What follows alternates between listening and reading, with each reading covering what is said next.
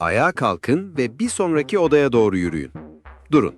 Neden buraya geldiğinizi bir anlığına tamamen unuttunuz, değil mi? Sanki beyniniz o eşiği geçtiğiniz an temizle tuşuna bastı. Bu sadece size özel bir dalgınlık hali mi? Hayır, bu aslında beyninizin anıları düzenleme biçiminin doğal bir yan etkisi. Ama neden tam da kapı eşiğinde? Buna kapı eşiği etkisi deniyor. Bunun bir tür hafıza zayıflığı olduğu sanılabilir ama gerçek daha ilginç. Beynimizdeki bellek, anıları, olayları ve mekanlara göre gruplandırarak çalışıyor. Bir odaya girdiğinizde beyniniz o geçişi yeni bir bölüm olarak algılıyor ve önceki bilgileri arka plana itiyor. Peki bu geçiş neden bazen anlık bir bellek silinmesi hissine yol açıyor? Siz odaya adım attığınızda görsel ve duyusal veriler aniden değişiyor. Bu zihninizde yeni bir sayfa açmak gibi. Eski mekanın bilgileri yeni görevde dikkat dağıtmaması için çalışma belleğinden çıkarılıyor. Peki ya yanınıza almanız gereken anahtarı veya telefonu unutursanız? İşte orada işler karmaşıklaşıyor. Beyniniz o eşiği geçince bağlamı değiştiriyor.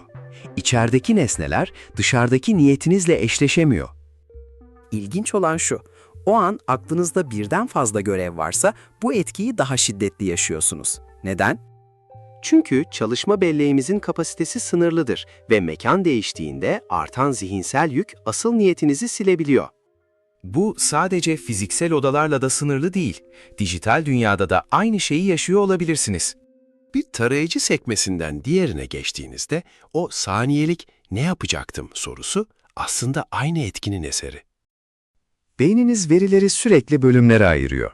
Nereye odaklanacağınızı ise genellikle değişen mekanlar ve sınırlar belirliyor. Ancak günlük hayatımızda sürekli odalar, sekmeler ve görevler arasında gidip gelmek zihinsel yükü artırabiliyor. Bu yüzden sadece mutfağa su içmeye giderken bile zihniniz sınırı geçtiğiniz için yepyeni bir duruma geçtiğinizi varsayıyor. Kapıdan geçmek, belleğin bu durum güncellemesini tetikleyen en güçlü fiziksel sınırlardan biridir. Yani bu anlık unutkanlık bir hastalık değil. Beyninizin bilgileri gruplandırma stratejisinin doğal bir sonucudur. Peki bu etkiyi azaltabilir misiniz? Belki de pratik bir yöntem işe yarayabilir. Kapıdan geçerken amacınızı tekrarlamak, yeni ortamın neden olduğu bağlam değişikliğini aşmanıza yardımcı olabiliyor. Bir dahaki sefere bir odaya girip boş boş baktığınızda şunu hatırlayın. Beyniniz o an eski mekanı sadece arşivliyor. Sanki beyniniz yeni bir sayfa açmak için zihinsel bir reset atıyor. Bu aslında bir verimlilik aracı. Ama bu verimlilik bazen en basit hedeflerinizi bile yutabiliyor. İronik değil mi? İlginç bir gerçek. Bu durumu yaşayan insanların çoğu döndükleri odaya girdiklerinde her şeyi hatırlıyor.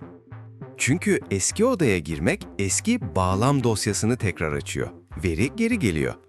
Sizce beynimiz gereksiz detayları arşivlediği için mi bu kadar verimli çalışıyor, yoksa unutkanlık bizi daha yaratıcı mı kılıyor? Videoyu beğendiysen abone ol. Çünkü merak burada bitmiyor. Bir sonraki video şu an ekranda seni bekliyor.